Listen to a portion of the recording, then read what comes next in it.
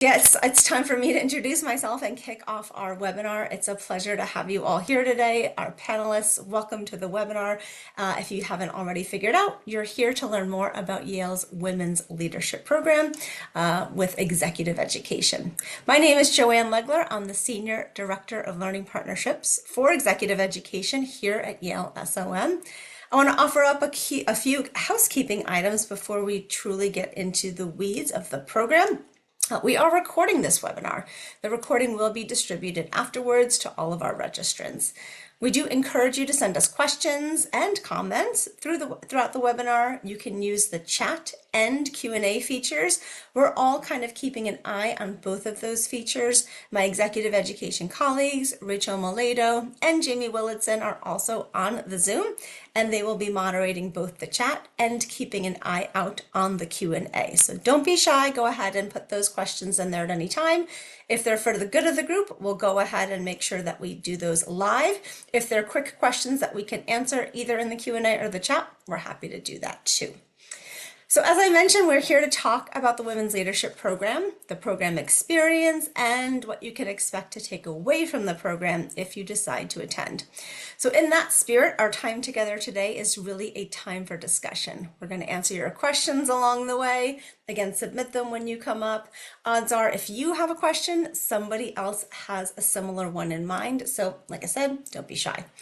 The Women's Leadership Program is an on-campus, in-person executive education program hosted again at the School of Management at Yale in New Haven, Connecticut.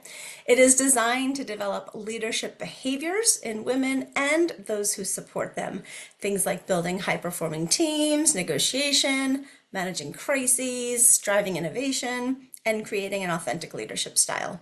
We are so fortunate to have three fantastic past participants with us on the call today. Christina Solis-Wilson, Charisse Rhodes, who both attended the program in April 2024, and Rachel Klein-Brown, who attended our most recent cohort in October of 2024. So that's our group today. We are very, very fortunate to have them all here. I'm going to do quick intros for all three of them so you know a little bit more about who they are. And I'll start with Rachel. Rachel Klein-Brown is the Director of Development and Communications at LEAP, which is Leadership, Education, and Athletics in Partnership, a nonprofit in New Haven, Connecticut. Rachel is an experienced nonprofit leader with expertise in fundraising, strategic communications, and development. She's got quite a strong record in education. She's a lifelong educator. She's been a public school teacher. She's been a Peace Corps volunteer, a coach, a wilderness instructor for Outward Bound, and co-author of academic papers in peer-reviewed international public health journals, and a consultant for the World Bank in the South African region. So welcome, Rachel. So happy to have you here. Charisse Rhodes, she is the executive assistant to the mayor in the city of Englewood, California. Charisse is a dynamic leader overseeing the city's rapid economic growth and spearheading pivotal initiatives as the city's chief of staff. Previously, she has served as a government liaison, bridging the gap between the music industry and political spheres, and through her adept negotiation, strategic insights, she facilitated vital discussions, fostering collaboration and initiatives that's benefited both industries. Her dedication to public service led her to make history as the youngest candidate to run for the 2nd Supervisory District of the Los Angeles County Board of Supervisors in 2019. So wonderful to have you with us, Charisse. Thank you so much. And then last but certainly not least, Christina Solis-Wilson is a distinguished combat veteran with over 25 years in the U.S. Army Reserve, exemplifying a life dedicated to service, leadership, and empowerment. As the Chief Strategy Officer for the Entrepreneur Power Network, Christina's dynamic approach to leadership and her ability to draw from her military experience and real-life examples make her a sought-after keynote speaker, business strategist, and mentor. Christina is also an accomplished author with her book, Finding Your Why, offering valuable insights and practical tools to help individuals discover their true purpose in life. Her commitment to giving back extends to active involvement in supporting various local organizations and volunteering to mentor the next great generation of women. Whew, that's a lot, and it's so impressive and accomplished, and I'm so just proud of you all. And I'm really, really excited to talk to you more and to have you here as part of our webinar. So it's tough to shift from there because we could just talk all day about your accomplishments, but I would also really love to hear your thoughts on your program experience with Yale. So if you don't mind, I'd love all three of you to tell us, prior to attending the program, the Women's Leadership Program, where were you in your career at the time in terms of your leadership and your role? So love to have you answer that in any way that makes the most sense. So maybe we'll go backwards from where we just finished. Christina, would you please kick us off? Where were you prior to attending the program, sort of in your organization, your role, and as it respects with respect to your leadership? Thank you, Joanne. Welcome, everybody. So, in my military career, I was already at the highest level, which is an E9, Command Sergeant Major. And I'm always looking for advancements and to learn more, not only within my military, but like you mentioned, also in the civic engagement, right? To reach out to like-minded people and women, of course. There's not many females in the leadership that I'm in. And when I do find them, I like to gravitate and stick together. And so I wanted to see what else was out there.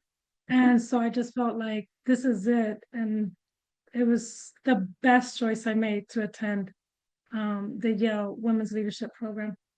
I'm so glad you did, Christina. It's been such a pleasure having you both first on campus and then as a past participant. Charisse, what about you? Where were you at in your career at the time? Talk a little bit about your leadership and your role generally in the city of Englewood.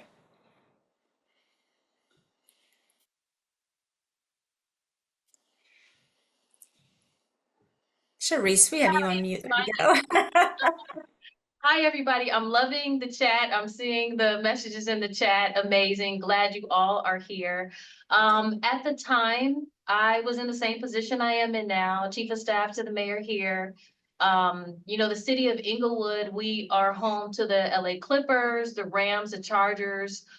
We have the Olympics coming, Super Bowl. So there's a lot happening here. We're in California. We're coining ourselves as a sports and entertainment capital in California. So just to kind of segue into me already being in this position, the reason even seeking out this Yale, the Women's Leadership Yale program, was to gain even more tools because I'm constantly building teams and building those strong teams and knowing how to integrate to be able to implement and continue to have a successful sustaining city was very important. Excellent. And I'm going to ask you in a minute about your inspiration to join the program as well, but that's a great start. Rachel, how about you? Tell us at LEAP where you were at in terms of leadership role before you thought about the program. And then maybe, Rachel, in that part of your conversation or part of your answer, tell us what did inspire you. And then I'll go back to Charisse and Christina as well. So where were you at the time? What made you think about this? And what was sort of the spark to consider doing a program? Yeah, thanks everybody for being here. And Joanne, thank you for those great questions. So I also, like Charisse, was in the same position that I'm in now, which is the Director of Development and Communications at LEAP, which is a nonprofit that has grown substantially in New Haven since I've been here. And so I have been on the management team of the organization since I came, but we've gone from a $1.5 million organization to a $7.3 million organization. And I fell into that role of fundraising, but really built a department and have I manage a team of 6 to 8 people, and we do all of the fundraising for our free programming. So I was in that position, and I also in a place where I have to ask for larger bolder gifts to be able to have that be able to meet our goals. And then also I've started my own consulting business on the side, Awesome. doing that in addition. And so that's something that I was kicking off before I signed up for the program. So in terms of kind of what inspired me to do the program, I was looking to just continue to learn and figure out how to manage my team effectively and make sure that I was continuing to give them space to grow. And then also I was interested, my boss is a wonderful man, but I was interested in figuring out kind of how to continue to have my own voice as a woman in my role, and at the same time just be doing the work that needed to be done, but not necessarily having to change my style, even though I have to do this work in a kind of at a kind of different level. Yeah, thanks, Rachel. Congratulations on starting your own company. That's quite a feat. And I know that Christina has some experience with entrepreneurship as well. And by the way, Christina's with us from El Paso, Texas. I believe that's where you are today. So, Christina, since I've called you out, would you also talk a little bit about that spark? What was it that kind of inspired you to even consider any kind of program? And we'll definitely talk a bit about Yale's program specifically, but what was it that made you say, you know what, I'd love to do something like this? So I also do a lot of stuff in the community. As you know, I do own my own business as well, the Entrepreneur Power Network. And being not only representation of who I am as a female leader, in El Paso, I was actually the first female Latina to be the command sergeant major for the unit here in El Paso. I'm not the first one in general, but for this particular unit, it just kind of gave me the perseverance to keep pushing forward. Also doing a lot in my community. I also made the top 50 with the Success magazine, and people just pushing me and telling me like, you're a person of influence, you need to keep going. And I said, okay, well, at the same time, I wanted to know and I wanted to learn from other diverse people, more specifically women, right? And being that this was a women's program, I said, what better than to join and see what's out there. And so that's what kind of really inspired me. Like, I can do this. If I can do it, anybody can do it. And so wanted to be that I guess role model for other young Latina women to say, hey, we can do it. And so that's another reason why I got inspired to keep moving forward and keep learning and just keep growing. Thank you, Christina. I don't know if you guys are seeing the reactions that are coming through, the hearts and the clapping hands, especially Christina, when you mentioned entrepreneurship and a lot of other folks here, I think maybe you're from Texas. Charisse, what about you? What were you kind of talked about where you were and so much going on in the city of Inglewood, which is so exciting, probably a little stressful as well. But you must have said to yourself again at some point, and I know your story's a bit more unique because you came with colleagues. So tell us a little bit about that spark for yourself and your colleagues about wanting to do a program, and would love to hear what it's like to do the program with colleagues. Absolutely. I'll start with myself first. I'm a person who's constantly mastering where I am. And when you master where you are, then you prepare for those opportunities that come your way when they're ready for you. And so as someone at the top here in the city, it's important as a leader to continue to sharpen your tools. And for me, it was to gain tools because I can, as a leader and you working with other people in the city, it's important to understand human behavior. And in order to do that, you have to understand yourself. So if you're constantly wanting to become better, to be great, I think, for me, it was to gain certain tools and knowledge that I didn't have to even be better. And then from that, here in the city, we're male top heavy. And so there are women who are directors and stuff here. And so, I went to the mayor and talked about not just me going, but having a group of us women here to go because he's always uplifting the women here. And so it was three of us that came, and it was very enlightening. It was very enlightening, and we'll talk about it, I know, later, just the after effects of those tools that I gained. And so that's how it, yeah. Yeah. Yeah, thanks, Charisse. We definitely will talk about Mayor Butts of Inglewood later, but I'm so pleased to hear all of you talk about uh, supervisors, colleagues, perhaps, who have been in support of you, and particularly, it sounds like the three of you in male-dominated or male-led organizations to get that support. It's why the Women's Leadership Program is for everybody. You know, we constantly see women coming through the program, but also those who support and inspire them are welcome to consider the program as well, so that we can continue to uplift women into positions of leadership. Rachel, I wonder if I could come back to you. Cherise just talked a little bit about tools, and I'm curious if you also had a set of tools you were hoping to gain, whether those are about communication or authentic leadership that you were hoping to gain from the program. What did you come in thinking, before I leave this program, I want to have, you know, one or two of these tools, and what were those? Why are those things important to you? Yeah, so one of the things that I was hoping to gain was, as I had mentioned, just some more tools for managing my team effectively, and that definitely and retaining people that are on my team. And so Mm, I think that was something that I came away with in terms of um, having some specific ways to approach management, and that I hadn't really kind of considered as so important, and really kind of switched my thinking about the kind of approach as being really about making people feel so good about what they were doing, and building on their strengths instead of kind of identifying their weaknesses, mm, and trying to remedy those. I mean, that's always something that can be done, but not really going straight for that, and really focusing on some of the things that they already do really well. So that was very helpful.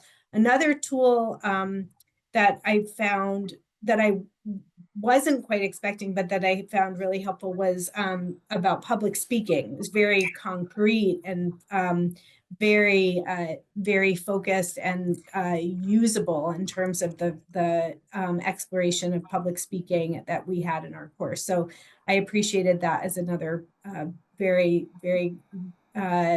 translatable tool that I've been able yeah. to bring back. Yeah, thank you. I think also what I hear you talking about, Rachel, is confidence, right? You know, the skill set of speaking up, but also the confidence to do so. And I love, Rachel, that you talked about truly leadership is leading others, and talking about how bringing this back isn't necessarily just about you, but about others. You know, how can I lift people up? How can I really be thoughtful about praising them, rather than always thinking, okay, what could they do differently? What could they do better? And Rachel, since I have you sort of in the center here, I wonder if we could switch over to talking about Yale's program specifically. Perhaps again, at some point you had a spark, you thought you maybe wanted to do something. And I'm curious how you came across Yale's Women's Leadership Program, and what sort of inspired you to choose our program in the end.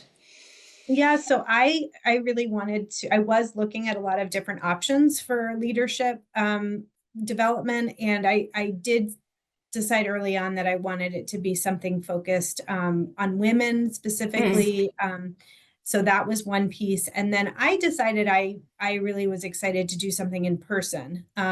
That for me was also just something that I felt like I would get a lot out of, and I think the networking opportunities of doing something in person I have found to be greater, kind of in those in between moments, and connecting with hmm. folks that I'm learning with. And so that was another reason.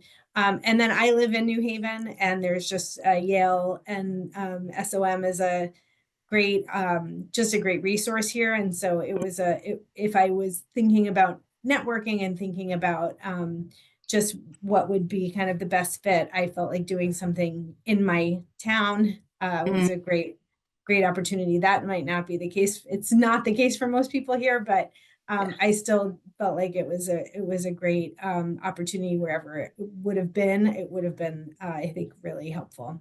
Yeah.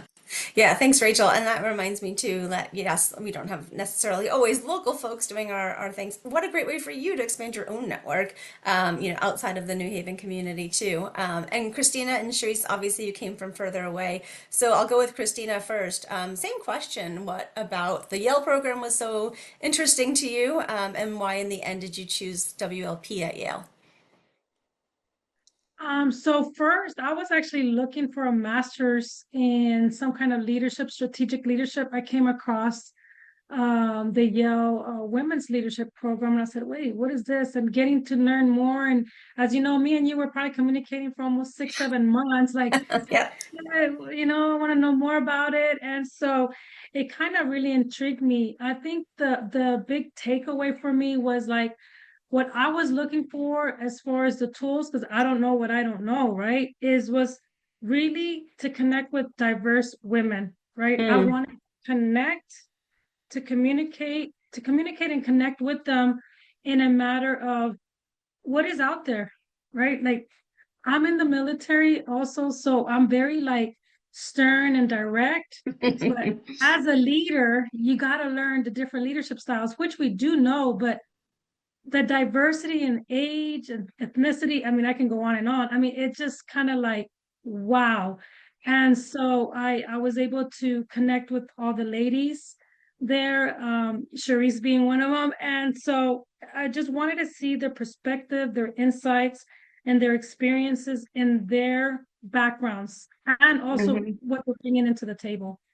Yeah, thank you, Christina. Mm. And you make a really good point. Like, um, to be surrounded by powerful women, to know the difference between something like executive education and a whole master's program. So I appreciate you bringing that up. Charisse, you came from the furthest away, physically speaking, but also you must have, I know, because you and I spoke quite a bit before you decided to do the program. But at some point, you went for, what was it in your research about programs that allowed you to even go all the way to the top and say, hey, I did my homework. I've chosen the Yale program. I would love for you to support me and my colleagues in getting this program under our belts. So talk a little bit about your process in choosing Yale.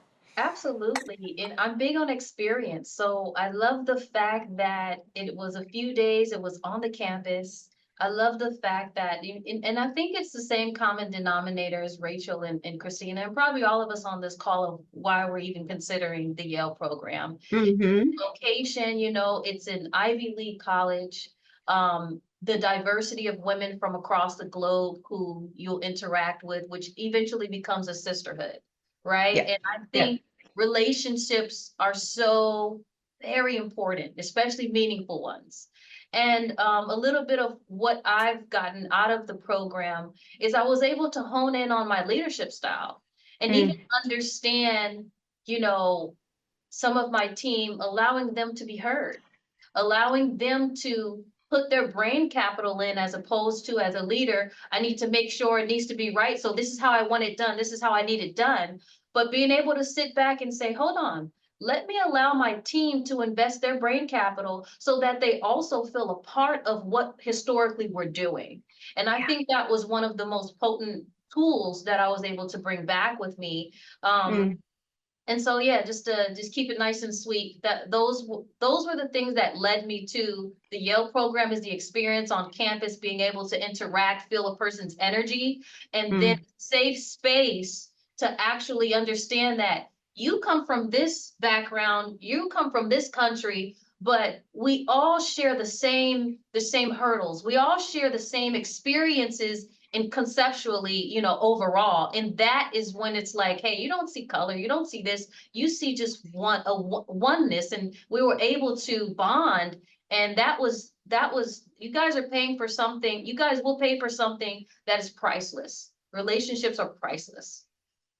Charisse, on that note, when we were prepping for our webinar today, you talked a lot about authenticity. That I think oozes out of you no matter what the topic might be. And I'm curious how that surge for authenticity, that need for authenticity for you translated during the program, and then you sort of talked about takeaways. Did it sort of enhance your need or want or encouragement of others to be authentic as well? That's not really a great question, but I'd love for you to talk Oh, a little that bit is about a the great, topic. that is a great question because it helped me and even the girls in my cohort, the ladies in my cohort, to understand emotional intelligence. And Mm. that even navigating in the workplace with other men, how to navigate in that aspect. And so I think the takeaway from that was, even women from my cohort was able to travel out here and meet with us and my team here at the city and have lunch together because we were able to inspire each other. And I think that impact alone is very important, especially going out into the world. Thanks, Charisse. Yeah, I'm so glad that you continue to have those conversations with your colleagues that did the program with you. Rachel, I'm sort of on the topic of content here. You know, Charisse is talking a bit about the content during the program and having those women in her group and having those important conversations about authenticity and communication. You talked a little bit before when we were chatting about the RBSEs. So that's our reflected best self exercise. This is an exercise you'll do before the program. It's a very classic part of WLP. And by the way, I think we're on our 32nd or 33rd cohort of WLP when we start up again in 2025. And I know you said that was a really powerful tool that was used in the program. It requires people to get some feedback from others. Talk a bit about just as a specific piece of the content, RBSE. You said it was a really powerful tool for you, and you took part of that away with you too. Talk about that. Yeah, I think that was a really great part of the program. There were many great parts, but that was one that that we started out with, and it helped to kind of just give a chance for people to give feedback about me to me, and it was really helpful to just see kind of start out the program from a place of, like you said, confidence and knowing some more details about what I did well, what I do well, and how people see me as my best self. And so that was really fun to read, and then helpful to think about as we also got some coaching based on that as a group, and then we were setting some individual goals. So that was really helpful, and I saw the opportunity to be able to bring this back to my team. Like I said, feel like there's a lot of focus on what we need to do better, more. We're always pushing to raise more money. And so this was a really good opportunity to just kind of stop and reflect on what we do so well individually and as a group. And so I just adjusted the exercise to be something that we were able to do just as a team of 6 of us, and be able to share with each other what we felt like was what everybody's strengths were. And it was a really powerful, I think, thing for everybody on the team to hear, and built up our confidence as a team is what we were of what we're capable of, especially confronting this challenge this year of raising more money than we've ever had to raise. And so, yeah, that was something that was like a direct result of WLP, and it was it gave me the confidence to spend time doing something on that maybe seemed like a softer skill or softer conversation, and something that as a woman I might have been more focused on, but that was definitely like seen as valuable in the course and seen as something that was going to enable us to do our work better. And so that was really helpful. Yeah, and I imagine too, like you're talking about, like finding, you know, the space for that, but the time for it too. Like I think as leaders, sometimes we think, oh, I don't have time for that. Like we've got to raise this money, we've got to get the Olympics up and running, we have to, we've got, you know, fires to put out left and right. So to carve out the time to invest in yourself, to invest in your staff, knowing that all these things will get you to that goal, maybe not faster, but perhaps with more confidence and more success. You know, I love that you were able to take that directly from the program and apply it to your team. Christina, I want to shift to you to talk about the network. You've all mentioned it. You've all, you know, we just want to briefly point out we have wonderful digital women's leadership program options as well. You've all said, hey, I really wanted something in person. I wanted to connect with people and form that network. So while we have a great asynchronous version of this program, you've all said, I was really eager to come in person. Charisse talked about finding or experiencing people's energies in person, which was really critical for her. Christina, I know that you found so much value in the network. Would you talk a bit about that? And maybe perhaps you have an example or two of where the network's power really showed itself post-program. So on the network, like I mentioned before, right, I was looking for that diversity and the like-minded and Mhm. women specific, right? So I am surrounded a lot with males. And so, which we do get a lot of support on that, which I'm very grateful for that. But it's also putting myself to the test, right? As I teach, mentor, and coach, not only my soldiers, but out in the community about not being afraid to network. And to network is really building relationships first, right? Getting to know the person and not being shy to do it. And actually doing what I preach, right? Being out there and not be recluse and actually go out there and not be afraid to say, wait, what do you mean? And what are you doing? And whatnot. I know in our class, in our cohort, we had somebody out of the country as well. And then not only that, I think Sharice mentioned that having that safe space, Mm. not to be embarrassed to ask those questions that you would normally not ask in a regular public networking event or community event, a gala, sponsorship program that you're out there.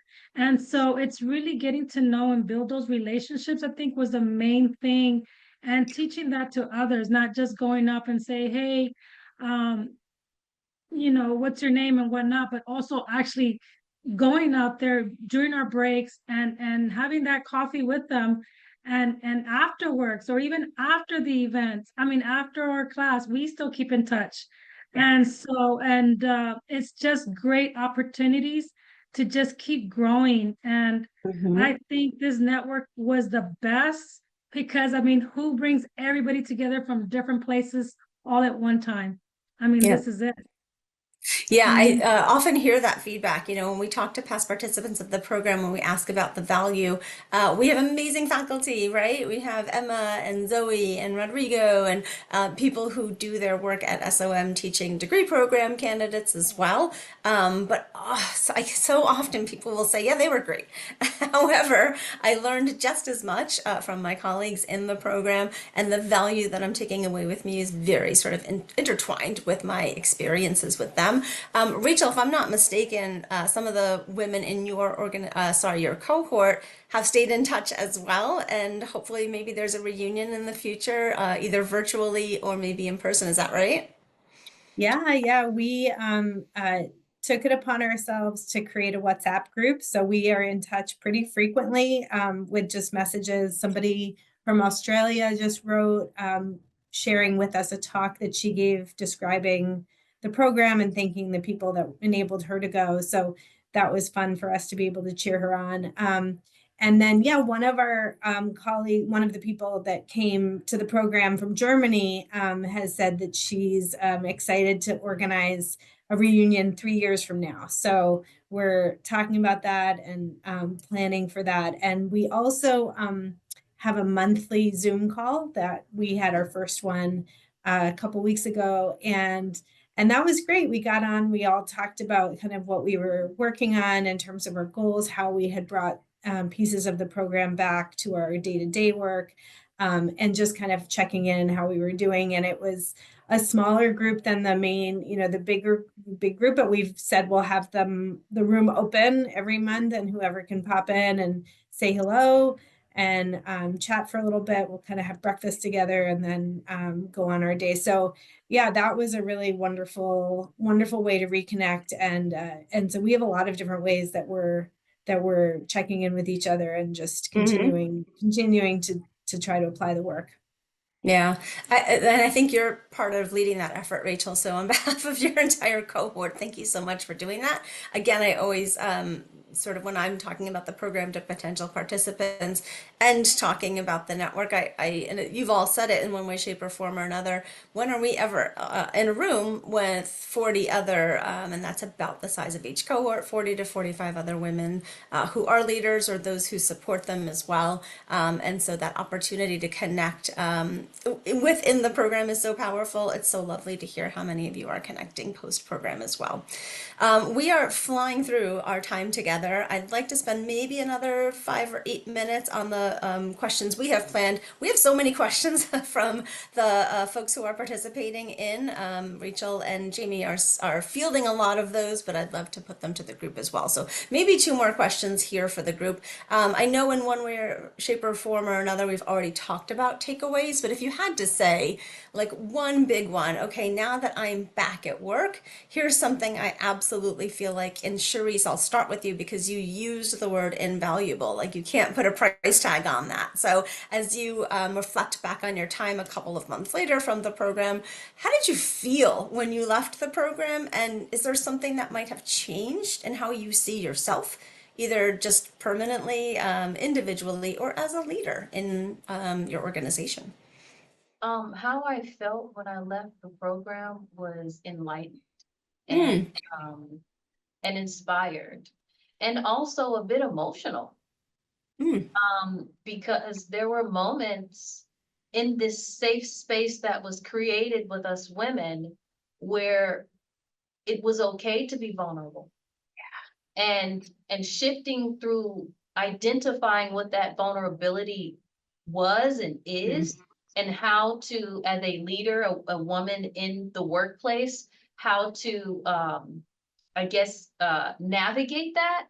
I think that was very important because it allowed us all to see that you're no different than me. You could be in this position lower or higher, but you're no different because we share the same conceptual experiences. And I think that vulnerability um was the most important because that authenticity I talk about was able to be freely just navigated in that room. And so I say those three things. I was enlightened, inspired, and a bit emotional. Yeah. Well, thanks for speaking of vulnerability. Thank you for your vulnerability, Sharice, and talking about that. I think sometimes, especially as we're talking to folks who are going to help us support us through this program, that might not be what you would talk about, leaving and feeling those things that are very much more emotional than they are necessarily practical. But it's all tied together, and it all really makes a difference in your work as a leader. Christina, how about you? What other feeling words might you either agree with or have additional ones? How did you feel? And how did you feel as a person? How did you feel as a leader? So I too was inspired when I left and stayed motivated to do better. But believe it or not, I felt challenged. I felt Great, like, nice. that imposter syndrome just kicks in. And we even talked about that in our class or in a cohort. And I just felt like, am I equal to this person to my left and to my right? What am I doing here? But at the end, I think that's where all the emotional just kicks in because you build that relationship, you build that like sisterhood, I guess, it's just words cannot explain what you get out of this, and just the knowledge and all the professors, the reflection that they did, our people that we sent out to speak about us. I mean, I could. There was just so much in 4 days. I almost felt like we need more time, but it was just overwhelming in a good way, exciting. That's why the emotional is just there. It's just unbelievable. I'm just very, very grateful, and I recommend this to everyone. I'm always talking about it in my military partners to go out and just do this program as well. You know, Christina, you talked about imposter syndrome. Somebody else asked in the Q&A here. I don't know if you guys can see that. Gosh, I'm feeling like I might have some imposter syndrome. And you said it, sort of sitting next to all these amazing people. Christina, did that go away a day or two in, or even less than that? Did you still feel Oh, that way? yes, Okay. definitely. Because even talking to the instructors, I think it was the first day, I'm like, I have a question about, X, Y, and Z.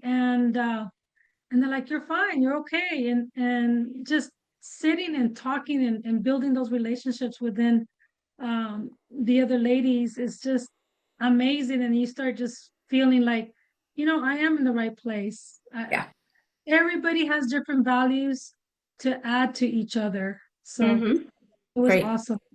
Thank you. Thanks for pointing that piece out. Rachel, how about you? Again, sort of more feeling. How did you feel when you left? Anything that you would add to what Charisse and Christina have already pointed out?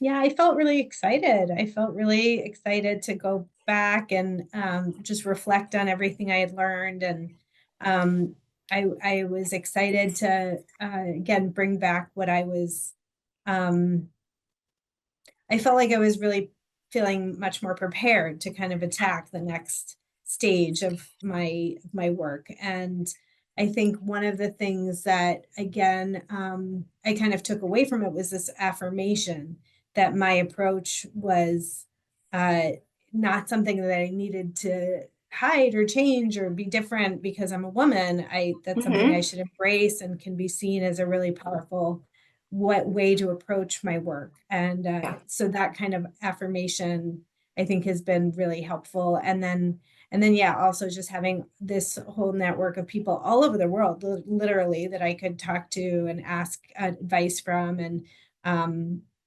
just be able to reach out to if I had any questions was really, and the professors as well. Yeah. It's really amazing. Excellent. Thank you. I'm going to save the last question that I had for last because I think it's a great note to end on. But we do have a couple of questions in the chats and in the Q&A that I think are worth addressing. You've already talked a little bit about what it's like to be, in a women's program specifically.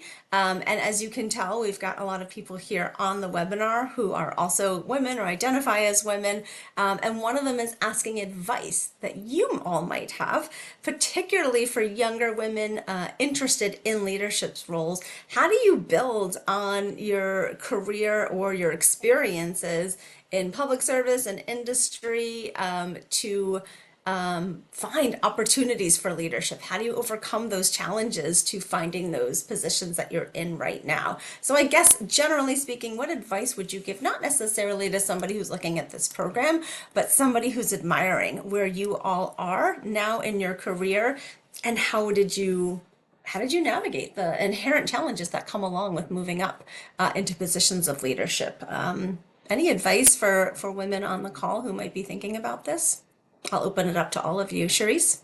Yeah, sure. I would say, really doing your due diligence, being very serious about your field of expertise, understanding the essence of loyalty in any field, especially if you want to be at the top, those Mm-hmm. certain characteristics, how you treat other people, how you think of others, how you include them.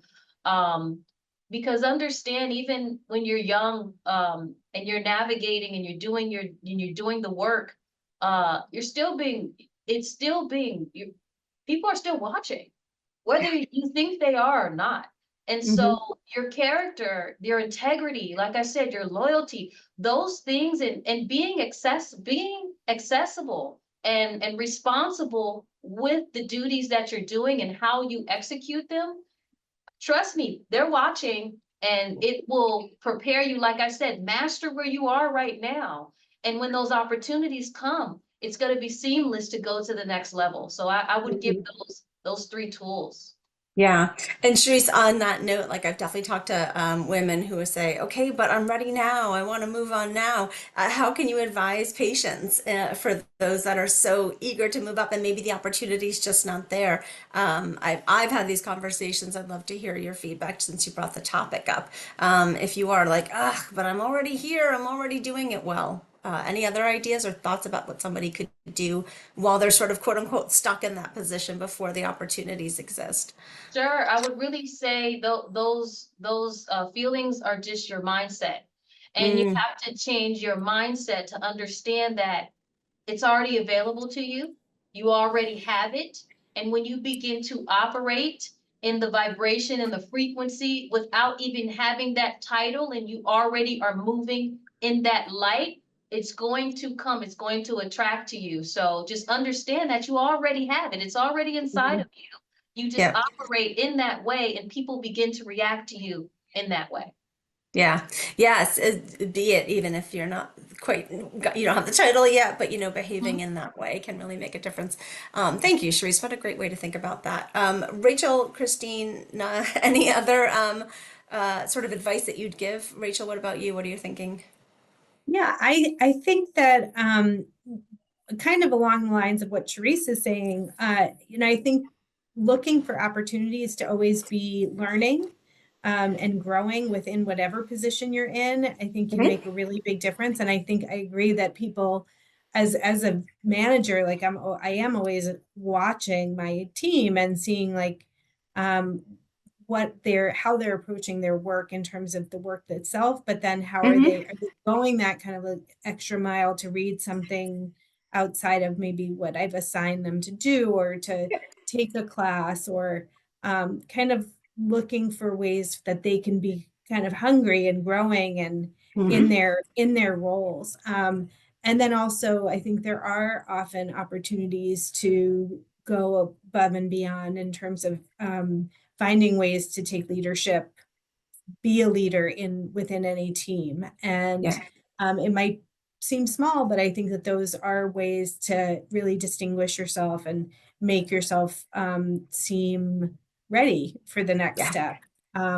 So I think trying to do that while you're in the position that you're in sets you up well to take on the opportunity next. And then I do think, those learning opportunities also creates the possibility for networking and talking to people who are in your field or in another field and seeing what your uh, if they have ideas or suggestions and sometimes I think again just putting it out in the universe that like this is what you're looking to do and this is what you want, a lot of times that will come to you. It'll open up Yeah. paths that you didn't even know were there. Yeah, thanks, Rachel. Christina, that kind of reminds me of all of three of you wear so many different hats, both, for you, Christina, in the military, you are an entrepreneur, you're very involved in the community. And so these opportunities can come up outside, as Rachel was just saying, your own, sort of everyday 9 to 5. So what advice would you give to aspiring leaders and those who are looking to kind of move up? So what I recommend to those young, inspiring leaders is find a mentor. Learn everything that they've learned. How did they get there? I mean, they're out there. I mean, that's why you have the 30 under 30 awards because the younger generation is learning what took us a lot longer to get to where we're at. But that doesn't mean that everybody's gonna not give you an opportunity. There are opportunities. You got to keep raising your lid and keep Mm. pushing forward to what you want. And not only one, get two or three. And even when you do get those positions that are already manifested, right? Like Sharice Hmm. said, it's like they're already there for you. It's just remember to turn around and add values to somebody next to you as well, because you are that person of influence around you. And so people are watching from Hmm. the top, your peers, it doesn't, even family members, right? They want to be what you are. And Hmm. so just keep growing, keep finding those mentors. And even when you are at the top, find a new mentor because you reach that lead, keep raising that lid and just keep pushing forward. And so that's Yeah. what I recommend for the younger generation, inspired Hmm. to push forward and not to give up. Have patience. The time will come. You build relationships, which leads to networking, which leads to those positions. But you've Hmm. already got that mentorship to get those positions. Does that make Yeah. sense? It makes a lot of sense, and I'm just noticing Alyssa in the chat mentioned it's rare sometimes to have, or it is rare to have a path to leadership in your company. Sometimes you've got to look outside and bump yourself up a level, right? Look for that opportunity, that higher level option, maybe somewhere else, and who knows? That could, you go back to your boss and say, "Hey, I'm thinking about taking this other position with this title and this salary and this opportunity for leadership," and they say, "Oh, well, hang on a second, we'd love to have you here. What can we do to craft that position for you?" That's not always going to happen, but sometimes it does. I have one last question question, and then I've got my own question because I'm realizing we're quickly running out of time. For those that are project managers and may not be people managers quite yet, but hopefully aspire to be, how did the Women's Leadership Program, or how can the Women's Leadership Program still be valuable to somebody who's not necessarily in leadership of humans, and perhaps aspires to be? Can they still find value, do you think, in the Women's Leadership Program? Anybody have a great answer for that one? I mean, I Charisse? think, oh, Just quickly, I would say absolutely you would find value because you're in a room with other women who are either in those positions or Mm, have gone through to where you are to get to where they are. And so when Christina made it so, I mean, it's having a mentor is so important. So even being in the group, and a part of the program is that experience alone and being able to identify, hey, this imposter syndrome, let me take that away because it's really not about the title. It's about the act and deed of what you do. So mm. you may not have to be in at the top or even manager, even just a regular employee. You are still going to gain valuable insight on how to navigate to get to where you want to be. Yeah, that's a great point. Rachel, it sounded like you had some thoughts about that too.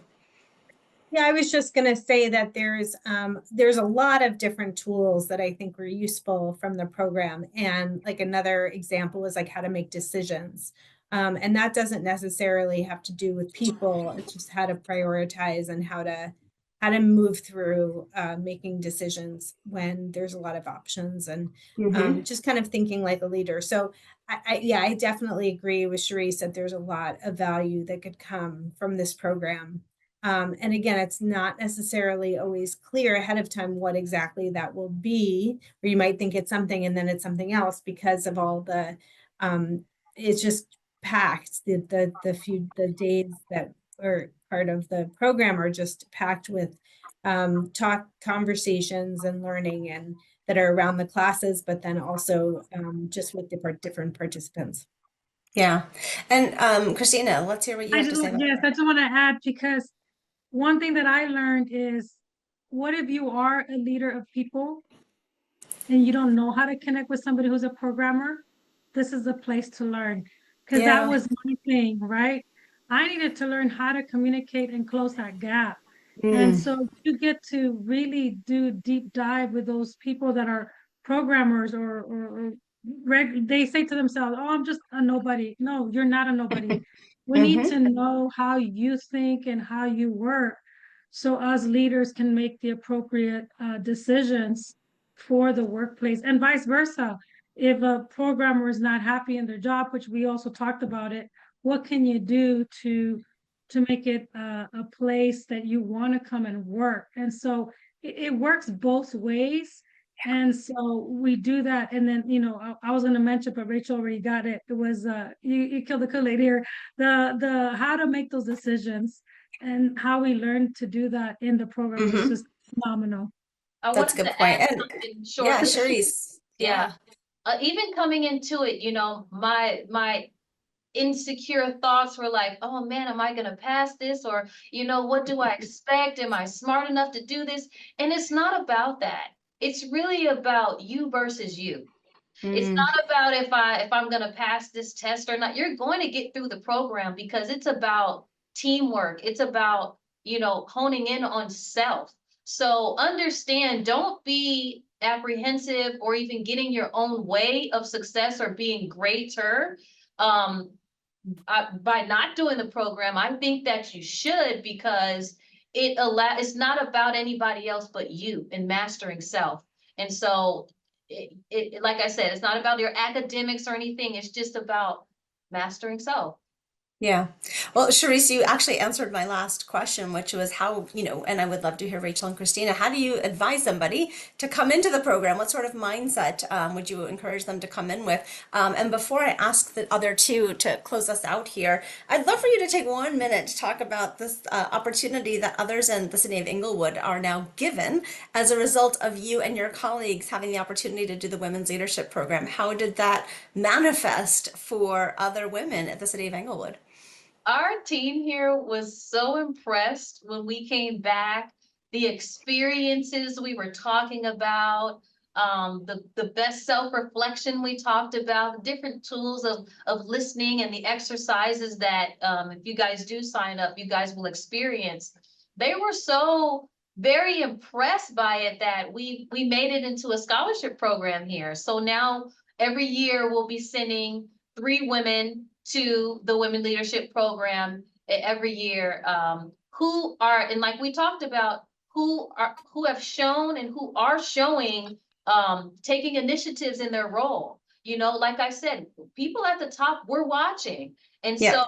so, and that's how we're, you know, choosing which women goes for next year, who represents the brand and who takes their career seriously. And so we made a scholarship program here to send 3 ladies every year back to the program because it was so impactful.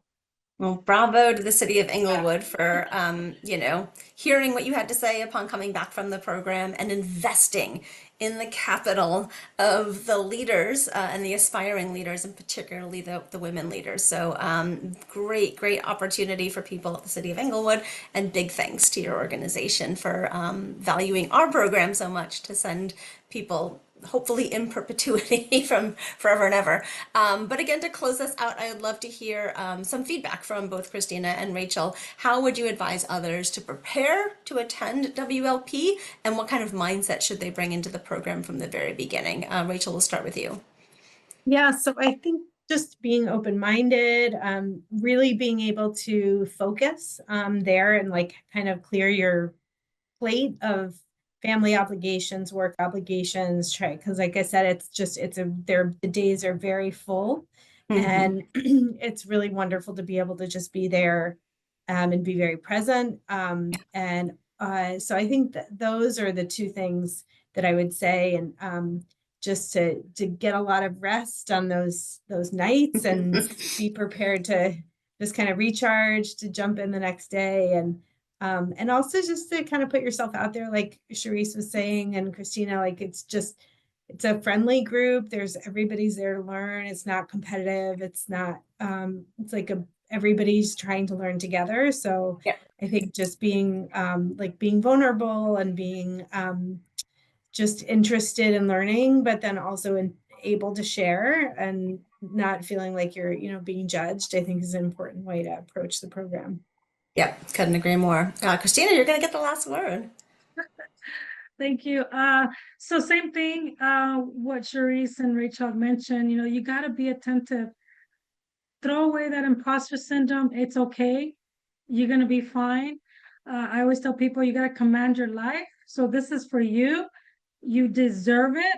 And so don't worry what people will say. People will always say what they're going to say, good or bad, but this is for you. And this is an opportunity to be able to connect, communicate, and, make friends, build those relationships with others within the cohort. So, I mean, just do it, but you have to be attentive. You have to clear your plate and be there for the moment. It goes by Mm-hmm. quick, and you Yep. want to be able to just take everything that you can to absorb everything that you get when you get there.